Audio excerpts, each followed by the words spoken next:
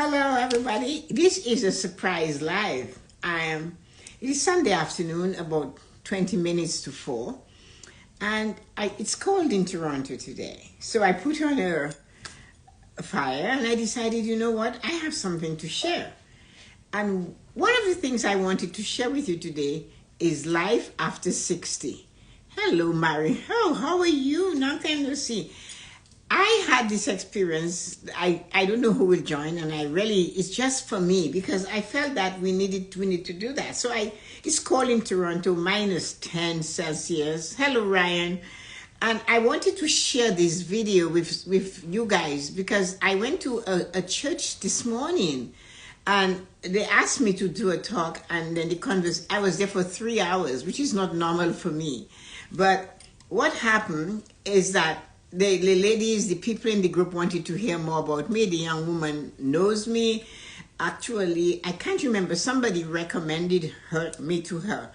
And so she saw me at Mass. She said, we have a meeting. Would you like to join and to talk to us about life after aging? And then I listened to their conversation at their meeting, and I realized these people are in their 60s. And they're not prepared for aging. And I have like Ryan and all of these people that I interact with and I know, and his wife and so many others. And they're just entering 40s. And the conversation was scary. So I'm sitting there saying, I have this fire on, I have some water. Maybe I should talk about it. And again, I was quite surprised that where it led, because it led directly to the 5 pillars. Just bear in mind. You know, I always talk about finance and stuff like that. And there's amazing news, Tessa-Marie. So thank you, Ryan. You know how much I love you. I miss you though, I'm Tisha. And what happened was, I'm listening to them, and they're telling me, there was about 20 people. We weren't prepared for our aging, for life at 60. And I am thinking, well, I was confused, and for me to be tongue-tied, Ryan knows me well, for me to be there, it mind boggled me, and I'm thinking, you have to start now, no matter where you are, and financial was the big one. If we want to really help our children, is to help ourselves to have financial independence as we grow older. Financial independence is so important, and it's not waiting for the large lottery winning to have it. It's the small. Ryan is there. That's my son. I coach that man, and it's the small amount of money that you put every week that makes the difference when you're 60. Ryan is not 60. He's young, but he has the tools, and I know he will not be sitting in a group like that at 60. There is no way you guys that know that is going to sit like that at 60. Because these people were telling me, they're not sure whether they can continue to live on their own without their children helping. And I'm thinking, these people, they're our children, their mortgages are bigger, their interest rates are higher, everything is more expensive. Their children's education is more expensive than theirs and mine, And I'm thinking, no, they can't. Do not depend on them. To life after 60 should be that life that you plan when you're in your 40s, as early as possible, and small, little bits of tiny $20 here and $10. Ryan knows the drill. And the thing is, you do that constantly, and as you do it, you build it. Because some of them told me they cannot go on a vacation, not because of COVID. They haven't been able to go since they retired. One was a school teacher, and she said that I retired with a school teacher's pension, but my benefits for health is expensive, so it does not allow me to be able to take a vacation like I want to travel, and I love traveling. And you could look into those eyes. They were alert. She's only 65, and her eyes were glistening with the emotional tears. And I thought, wow, okay, so what can I do? And I thought, you know what? I have a platform. 3 of you come. That is 3, 2, 1. Whoever hears this is better than nobody. Maybe somebody's life will be changed, not you, but somebody down the way that heard it or saw it 20 years from now. What I want, and they talked about financial. And the children has moved away and they have that and they cannot do this because they feel physically, financially, they can't travel, they cannot take part in hobbies, they have nothing and they're sitting alone and COVID did not help. So then one lady put her hand up and she said, it's for me, it's my emotion, my physical health. I didn't know that I should practice walking when I was in my 40s. I'm finding out now I need to walk. I need to do things. And she's saying, what do you recommend? I recommend what I recommend every day. Take a 10-minute break between what you do and walk around the house if it's too cold. Walk around the neighborhood. Go down the street. Get something to eat. Come back again. And she said, I am fine, I have some money, but physically I can't even go see my daughter in New York. I am a retired, she said, a retired banker. And I have an income, and my daughter lives in New York. I can't go visit her because I am not able to maneuver the airport facilities. I am not into, like she said, it's difficult for me to lift my suitcase and the wheel going. Had I known, she said, I would have done the things I'm doing now, chair yoga. She said, I could have done regular yoga, but I thought I would be able to do this later on. Later on does not matter. So now, a daughter in New York, a son in Hamilton, it's difficult. I can drive, she said, but my right leg gets tired and cramps, so I'm scared to drive. Even if I go by the GO train, my children worry. So she has so many, and that's physical. Her answer is, I know for sure now that if I had practiced activities when I was in my 40s, I would be able to do this now. In reverse to her, a 92-year-old put up her hand and she said, you know, I do not have any of these two problems. She said, no matter what, I always saved. She said, I worked, she worked with Bell. And she said she worked and she saved with the Bell Credit Union or something. And she said it wasn't a lot, but I have my Bell pension and I have this money in Bell stocks that I can use. I worked 35 years at Bell. It wasn't a big job, but it was smart enough. She said, and I walk. And she says, I still walk. No, I take a walking stick for balance. I'm 92. So you see the contrast there. And I'm wondering what will be next. And I said, but I wrote a book about that. Ryan knows. And then I'm thinking, well, one of the ladies said, with me, my husband died, she said. And there's nobody there. And my children are busy with their lives. She said, the evenings are hard. I have no emotional support because it was always just the two of us. We did not do anything outside of the group of two. And now I have no emotional support. She said, the days I sit and I cry and I'm just there and I'm very unhappy. So they're looking at me like Mrs. Fix-It. And I had to do something about it. But then I pray, that same woman said. So she's facing two situations. Her emotional pillar is awful because she can recognize it. And then spiritually, she's expecting a miracle. And she thinks that if she keeps praying and praying and praying, that God will come and fix it. So I asked her if she lives in an apartment. I said, well, what do you do? And one of the ladies in the group, because the church is across from a seniors building, said, I live in your building. Why don't you come on Thursdays? We have a senior group where we laugh, we cook, we make little things in the kitchen. And she said, she didn't answer. She didn't say anything. But you cannot expect emotionally for you to be balanced if you do not step out and to be balanced. And after the talk, I said to her, why don't you join them next Thursday? So I brought them together.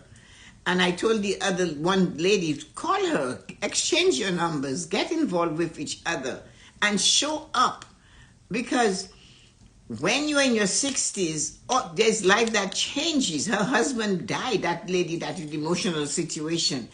And she said she's constantly lonely and she stays in the apartment. Whereas just downstairs, they play cards, they play euchre, they have crocheting, knitting clubs, and then they meet on Thursdays. So I am hoping that she goes. And you know, guys, I don't hope.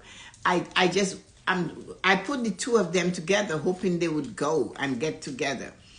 Now, the thing about as we age, we sometimes tend to think that spiritually, that if we just go to church, it's going to be okay. But it's not okay.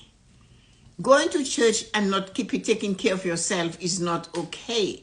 It's okay when you live a life where you realize you are important. You were created to specifically this amazing human being. And that is what this other lady was talking about. She said, I joined a group at my church and I really enjoy it. This is not my church, but anywhere there is people, and it's very cold today, so I came here. But normally my church is two bus rides away. So in the winter I go here and I'm just keeping myself involved. And you could see by her face, the way she was dressed, that she looked like she was on top of it. And then, so they did not touch mental prosperity. So I said, what about mentally? What have you learned? Is anybody here teaching themselves something that you can share with others? And one man lifted his hand up and he said, I am learning to play chess. And I said, oh, that's fabulous. I said, I play chess. I play with a computer. No, but before I played with my husband. And my granddaughter, who is 5, when she comes, we teach her. The chess set is always laid out on our table, and she plays, and I play with her. And it is so important because he said, I didn't play chess, but I took it on as a hobby. And it keeps me alive. He said, I go to a chess club every Tuesday afternoon with some guys, and we do pickleball in the summer. So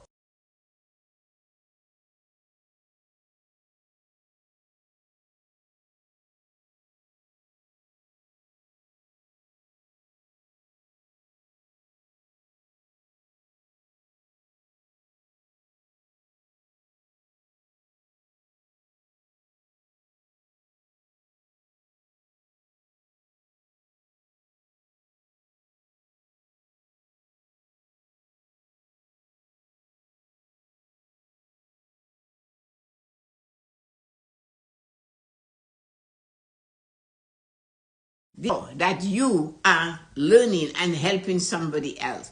So if you are in your 40s, look at, my book, The 5 Pillars of Prosperity. Look at it. I didn't realize that they called it, just like it, like money was the big thing.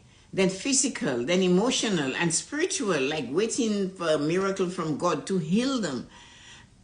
Your foods, they say seniors do not eat properly. And it's important to watch what you eat, what you ingest, how often you eat. And so much takes to having a fulfilled life. I am sitting here, Ryan knows my age, I am 78. I'm 78 years old and I feel amazing. That does not mean that every day I get up, I feel amazing, but every day I get up, I make it myself a miracle. I am a miracle and I have to do better and I have to improve on the miracle. So many things happened this weekend for me. I was talking to a young lady who is black, and I said, who is black, and I said to her, you know what? I said, so much has been done to destroy the race, that each and every black human being that's alive should look at themselves as a miracle. You made it. They tried to crush you. They took us, our ancestors, from where they were and brought them to where they wanted them. And they tried to destroy them, and you are still there. That just shows that we are phenomenal. We are miracles. We are amazing. And if you know that, no matter what age you're at, you have to do your best. Because so many brains and things they did to extinct that race, and they can't. We're still there. So that's why it is so important to stand up on your own 2 feet. Do not expect your children to support you financially. Do not expect your children to never leave home emotionally and be there for you. Do not expect your children, when you have an ache and you need to get to the doctor, you have to call them and they live 20, 30 miles away or long or further. Do not expect that spiritually, that because you do all of these things, you're going to be fine. Do not expect your brain to last forever unless you stimulate it. So yes, make sure you do what you have to do so that you live that fulfilled life. Because being 60 and those 5 pillars a week, that means you did not nurture them in your 40s. It's never too early to start to nurture those 5 pillars, and it's never too late to start. What is bad is never having start at all. This is just an impromptu live. I thought about it and I was sitting there with the fire blazing. Why not share it? And that's what I did. So 3 of you came. I don't know who is still hanging on there with me. Oh, Ryan, you're so sweet. Ryan is there with me till the end. Thank you so much, you wonderful human beings. And Ryan, thank you for joining me. I appreciate it because you know what it's like. Do not wait to hear your parents say, what 5 pillars that a week? Come on, get up and make sure you can do the best for yourself. Have a great day. Thanks, Ryan. Thanks, everybody who dropped by. Have a wonderful afternoon. I'm going to share that. Hi, Belinda. Hi. I did this impromptu live. Ryan is still there. And it was because at Mass today, these people asked me to talk to this group of seniors just that way. Seeing you again. Neither can I, Ryan. And it was fabulous, but it was so funny. The group, they were complaining, Belinda. Not complaining. They were talking about financial prosperity. It wasn't working for them. They didn't have the money and I'm thinking, they're all in their 60s and all 5 pillars. The only one they didn't mention a lot of, and I brought it to them, was mental prosperity, and hands went up after that. But they went from financial, expecting the children to help them, not have enough money to live an independent life, to pay for what they needed in their life, physically, ability to move and function on their own, and then emotional, the husband dies, spouses die, and they're just so lost, they have no connection. They live in a building with all of their facilities, yet they're not taken care of. So it was listening and encouraging and pushing. Hello, Rosie Rose. And so that means I'm to stay longer. I will never leave my friends and go without explaining what happened here. Yes, I know, Rosie, as I was telling Belinda and Ryan, is that if Ryan is still there, that I was at church and they invited me to have a little chat in this group. And I found out there were people that when I talk this, I say, they talk about things that they had problems with.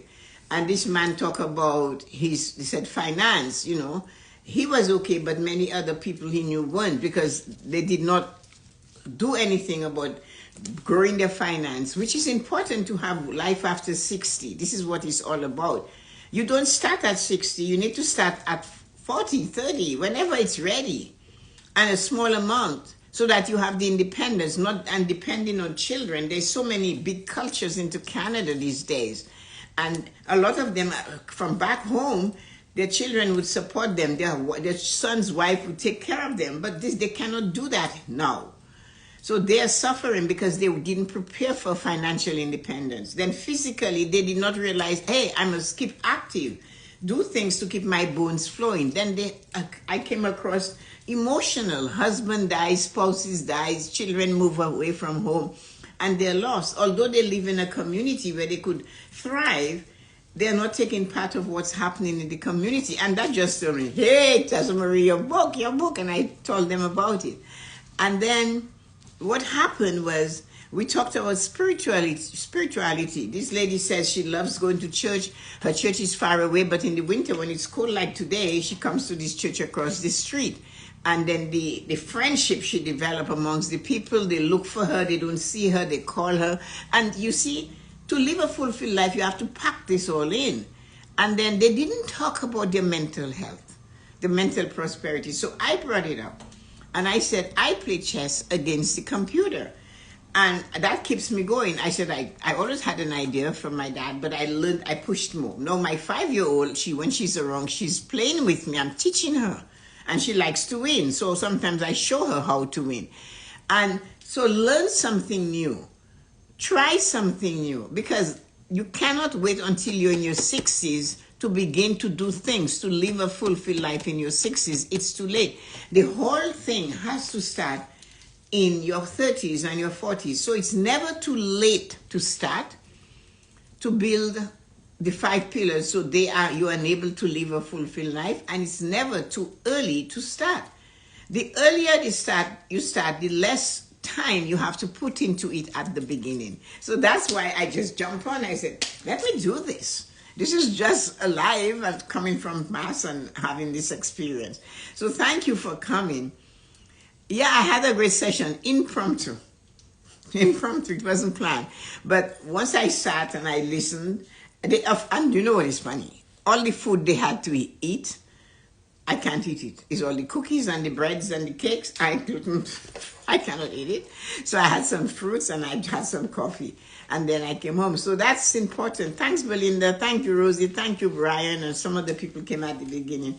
It was not meant to be a long life, but it ended up being. So thank you. To change, to live a fulfilled life, later on you have to make some changes now while you're young. Thank you, Rosie. That's it for you, Belinda and Ryan. You guys have to start now. Thank you, Belinda. I'm glad you caught it too. And Rosie, what a pleasure to have you. Take care, guys. And Ryan, to have time with all of you again. So take care, everybody. Thank you for coming. I will talk to you guys tomorrow on the Morning Blessing. I have my topics already. Somehow, all my topics until the end of December has been downloaded to me. And I am going away on the 16th to spend time with my son and his wife for Christmas. And I'll be back at the end of the year. And we'll see what happens in the new year. But do not be afraid. I will be jumping in and doing this kind of lives. When something moves me, I am going to do it. So Ryan, I'm looking forward to seeing you, Rosie, Belinda, and Deborah, and others. So have a great afternoon. And I'm going to, I have to check my fire, make it a little, it looks like it's getting ashy, as you can see. So anyway, take care, everybody. Love you. Bye-bye. Thanks for coming. I appreciate you guys.